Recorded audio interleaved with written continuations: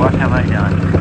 Newest project picked up $1,500 for a 1982 Volkswagen Rapid 1.6D.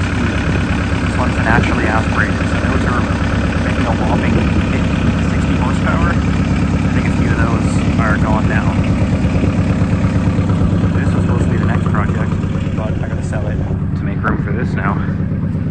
Yeah, I also did a lot of the work without filming it on this because I was too busy. Right now, the car has a lot of issues, but currently the most pressing one is that the window won't roll all the way up. It's been raining like all day, and it's supposed to start snowing. I don't want a bunch of snow piling up, so I gotta get it moved into the garage, which it appears that I've left the door open. The battery terminals on the car are not in the best shape, and the wire is decently corroded. So I think that would be limiting some of our starting current. See if that's enough to get it going now, though. It's also currently 3 degrees outside, and I haven't ran it since last night, and it got below freezing, so it'll be a nice cold start test for it again.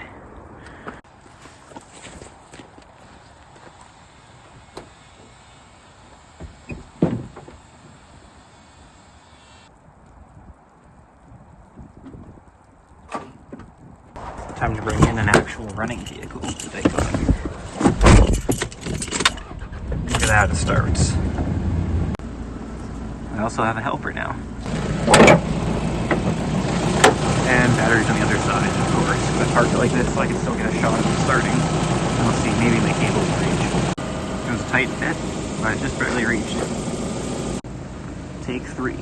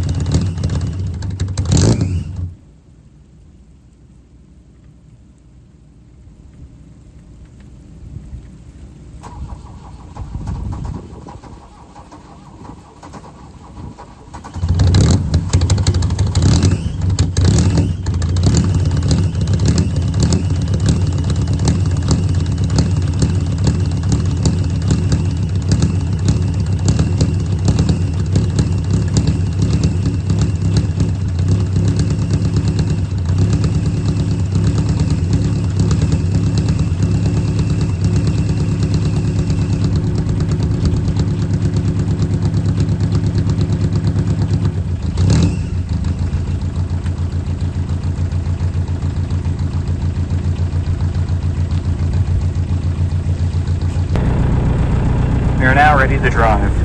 Driver's side seatbelt doesn't work, so you have to use the passenger. Let's see. There we go.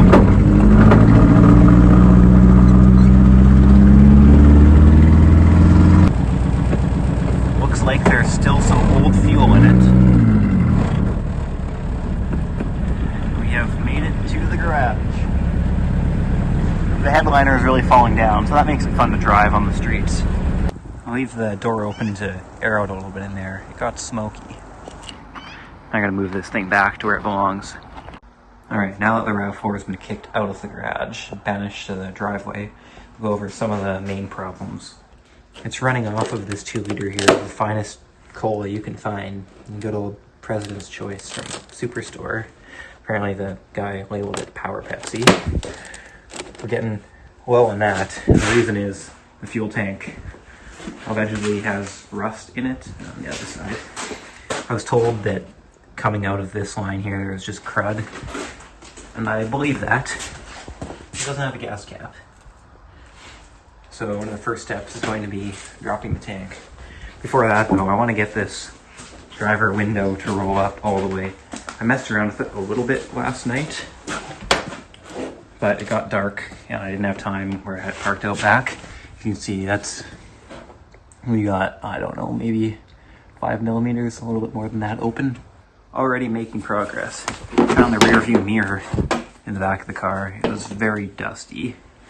Hey, that was also fun driving with no rear view mirror, but that's what I would have seen anyways. We got the handle from the inside. This speaker shelf that was sitting in the back. You can see there's the one on the passenger side. We're missing the one on the driver's side. So that's a nice sign. Timing cover, which the guy that sold it to me took off so that he can ensure the timing belt looked before he started it. And the door card, which has seen some better days. I think that's because the tires are stacked in the back seat where the door card was sitting. The guy told me he's gonna need his kid to put the tires in, so I guess that was the plan. And some other random junk back here. We got a part of a light, maybe?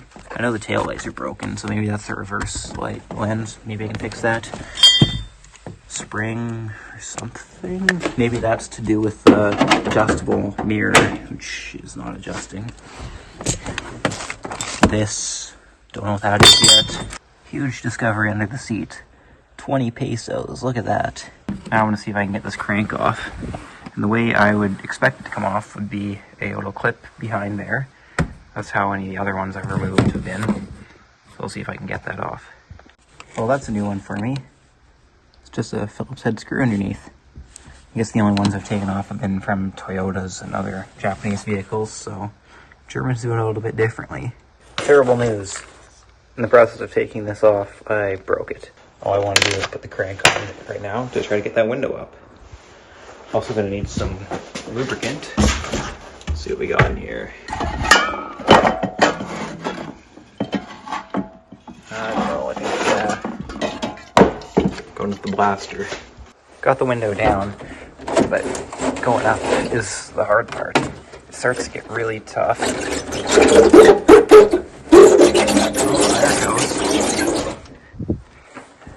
Still aren't quite all the way. After doing a lot of lubrication and moving up and down, I got the window to almost close. I also loosened these bolts off and pushed the window up as far as it'll go, so that helped me gain some height. It's not as hard to crank anymore, but you can see it goes all the way to the top now, but not quite into the weather stripping, as you can see by the shrunken weather stripping there. So it's still not ideal, but it's better than before. While doing that, I got distracted by the adjustable mirror. Bring this down. It was basically seized, but I sprayed a lot of the blaster in there, and then I found a nut that kind of fits on the threads, and now it works. That's what we needed when there's so many other important things like getting the fuel tank sorted out and lights. Yeah, I didn't really mention that. And most electrical. After a lot more oil and trying, I finally got the window up. So it'll go down, and then once you hit about where the weather stripping is, it gets hard, and then you can just push it the rest of the way up. I think the reason it gets hard is just because the weather stripping is old and gross, so I should get some silicone lubricant and try to spray these down to prolong what little life they have left. And we have this gap here, another big gap here, so it's not doing much, but at least the window's closed. Snow's coming down now. I guess it was a good time to get this in, although technically I can go outside now. But that just means more work can happen. Managed to get the hatch open. Had to climb through the back of the car, pop out this cover, and move this little piece here, and it opened up. And of course, the strut is no good, so I got a piece of wood holding it open right now. And you can now see the worst rust spot on the car. Well, I don't know, one of those two spots. Now the reason I came back here is because I wanted to remove the back seat, or somewhat, so I could get to the gas tank and see if I could start pumping something out of it, because I'd really like to start using the tank. After getting the back seat up and pulling the carpet, I remembered There is no lift pump in this because it's an old diesel. The injection pump does all of the fuel pulling. So then I climbed under here and looked at the bottom of the tank, and sure enough, there's just a fuel line coming out very low. Not quite the lowest spot. So that's where all the crud is going to be living. I think the best bet to begin with is just to drain the fuel out and see what we get. And then try and flush it, because I know lots of water would have got into that. Okay, I got an oil catch pan down here to see if I can start catching the fuel as it comes out. Oh yeah, that's gross. It does still smell diesel-y. It doesn't smell too terrible. And now it just looks like water coming out. And doesn't really have much of a smell. I'm going to see if I can blast out the return line with some compressed air and see if that makes anything come out of here.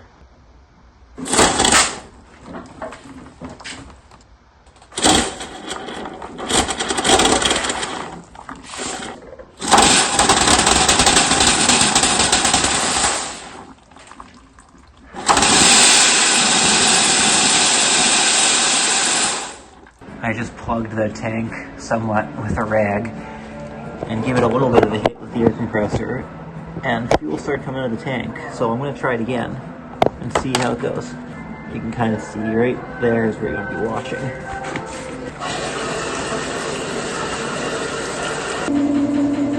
Here's the setup on the front. I got my air compressor going into the return line, and if I give it a bit of air, now that I've blown most of the nastiness out of the tank, I'm going to run to the store and get some more fuel line. To the store we go on a beautiful winter's night. Yes, the Canadian experience of going into a Princess Auto as it's snowing, reeking of stale diesel. There's $60 worth of stuff. Diesel fuel can that was on sale for 25 bucks that I probably didn't need, and I will probably not use very often after this car, but who knows. And inline fuel filter, and 3 feet of fuel line, 2 cans of rust check paint, and this fuel brush that was on sale for $2. That was a good deal, so get some progress here. Here's the fuel line, cut to length. I'll just try to strap it over with the return line and then push it on. I just poured some of the fresh diesel into the tank, and now it's running out. And it looks very clear. So hopefully the fuel tank isn't too destroyed. I highly recommend a pair of actual cutters for tubing and hose if you're going to do it. I actually got this Knipex pair for $10. Unfortunately, the new fuel line is too small for the part that comes out of the tank. And this piece would have been fine if I wouldn't have cut it up trying to get it off. It doesn't look like it was too destroyed. So I don't have anything to put back on there now. I finally managed to get a piece of hose on the output here. This is some 5/16, and it still barely fit. This will be good enough for now until I go back to the store, because I kind of need to get this car moved out so I can do the timing belt in my Jetta wagon, since those parts just arrived. The line is finally connected, so I can pour this good diesel back in and try to get the fuel all flowing through the line. Now that everything is good at the back of the car, I'm going to blow some air through the return line and see if I can get anything out of the feed line. I also added the inline fuel filter here. I can hear air moving. Sounds like it's just making fuel move around in the tank. Trying to blow the fuel through with air isn't seeming to work, so I'm going to try just cranking the engine over and see if the injection pump can pull it. No fuel flow yet. I just pulled the fuel filter off, and there is fuel in there, so I think it was actually starting to pull it through. I'll just fill this up to the top. I finally got some fuel to go into this filter, and I did that by just holding my vacuum hose to it and sucking until something came through. Now I'm just cracking the injectors loose, because I pulled a bunch of air when I was cranking before. Now I'll try to crank the engine again. Looks like fuel's coming out at all of the injectors. Now that the lines are all bled, I'm going to see if I can actually start the car.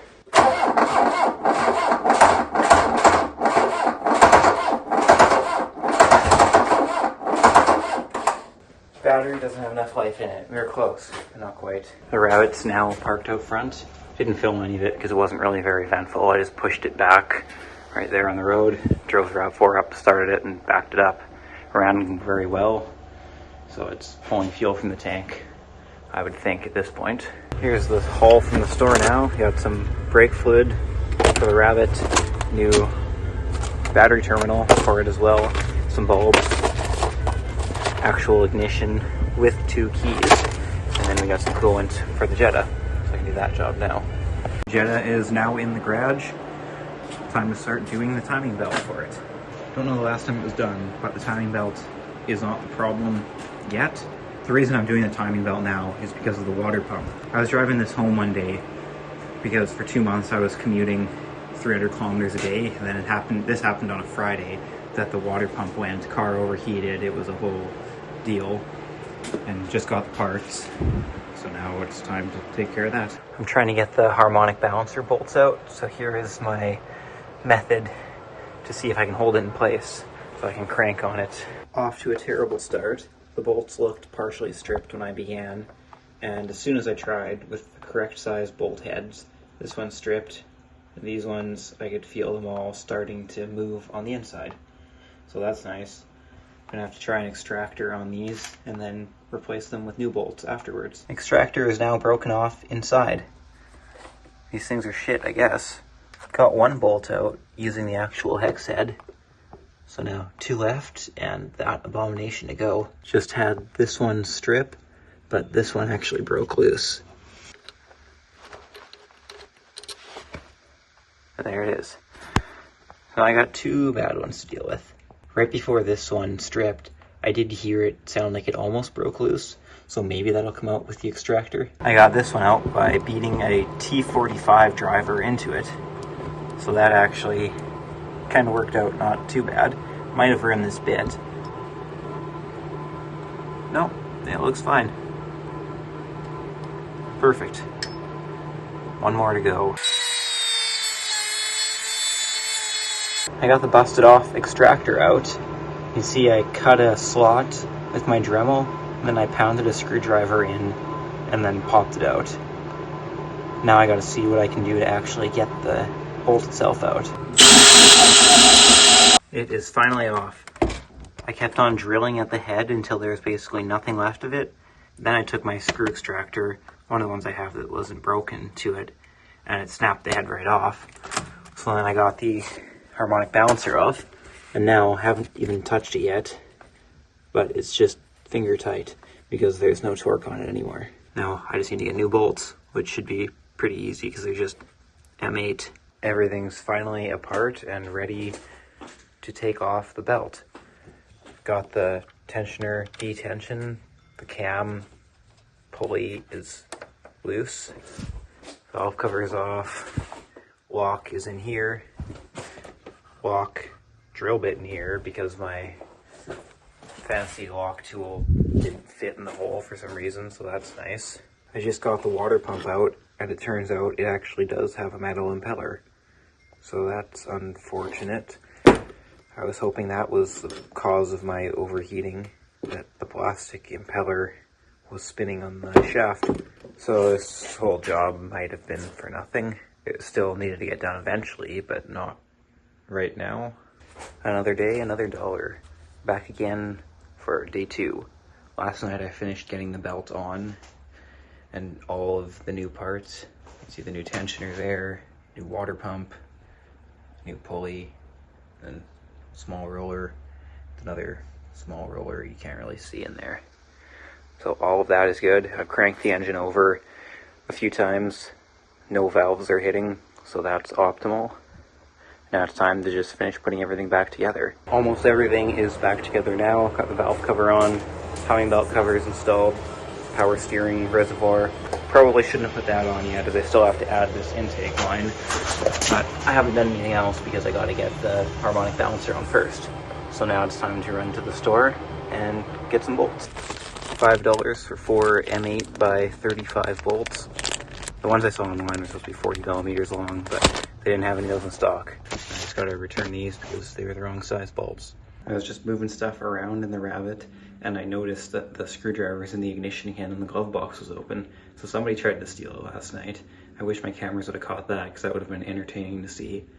Jump in, try to crank it over once, and get out. Like, what would they have even done if they would have started it? They wouldn't be able to drive it away. I can almost guarantee they wouldn't have known how. That would have been fun. Even if it had a good battery, there's no way they would have got it running. The new fancy harmonic balancer bolts are now in, and it is reinstalled. Everything is now back together. The only thing left to do is add coolant.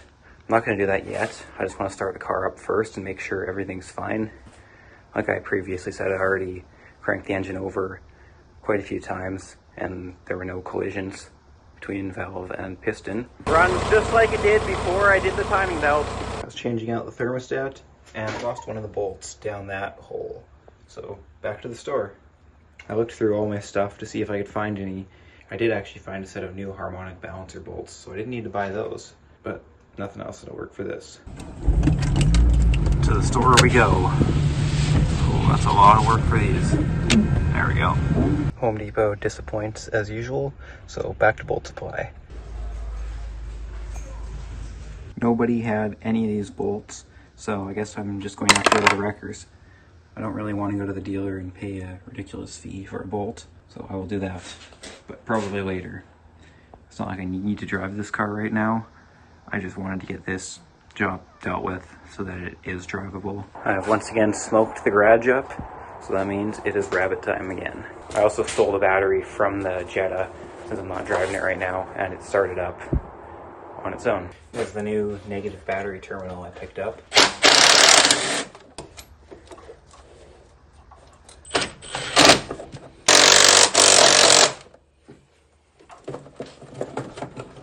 Ooh, that is short. Just barely reaches. I just loosened off the adjustment on the alternator so that I can pull it tighter on the belt, because right now it's really squealing, as I'm sure you've heard.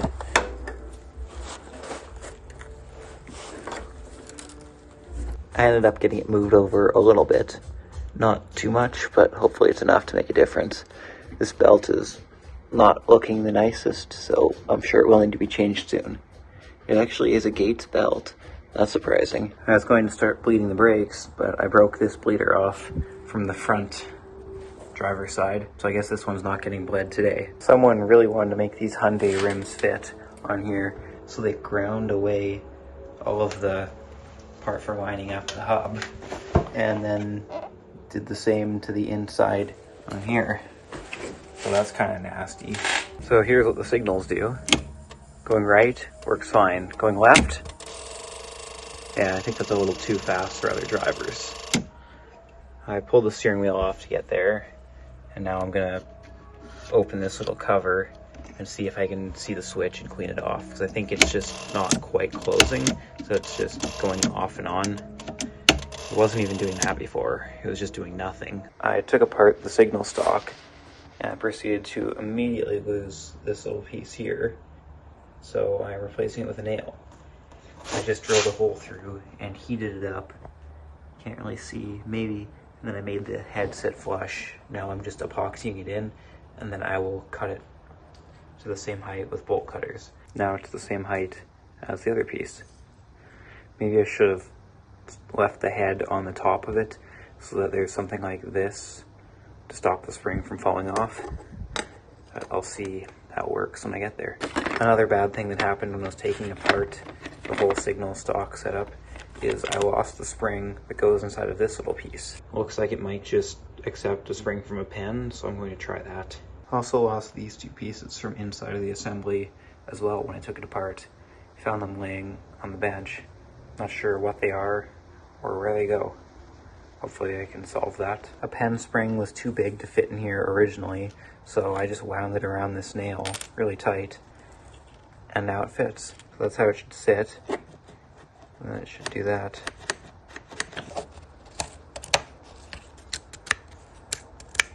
It seems to work. I realize what that piece of spring metal does. It just sits right in there as a keeper, I think, to stop this piece from going up and down.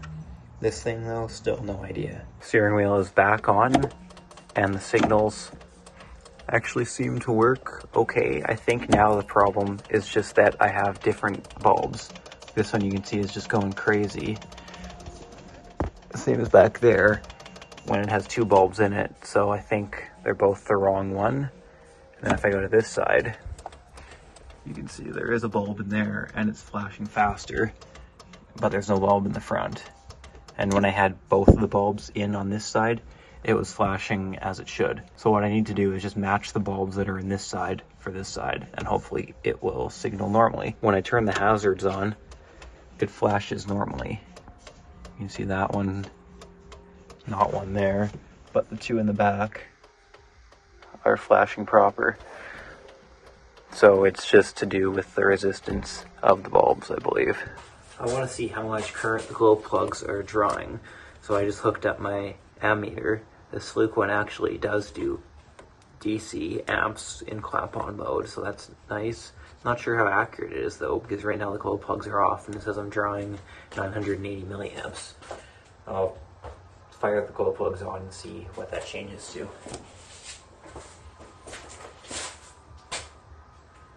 Huh. Oh, I wonder if I have it pointed the wrong direction. If I take this and move it the other way, then it will probably read positive amps. If I jump up to, what was that, 60 amps? I'll have to see what they're supposed to draw. The lighting system needs some repairs. I can see here there's a broken wire stopping this headlight from working. And then over here, this white one's broken, so it'll only work on high beams and not low beams.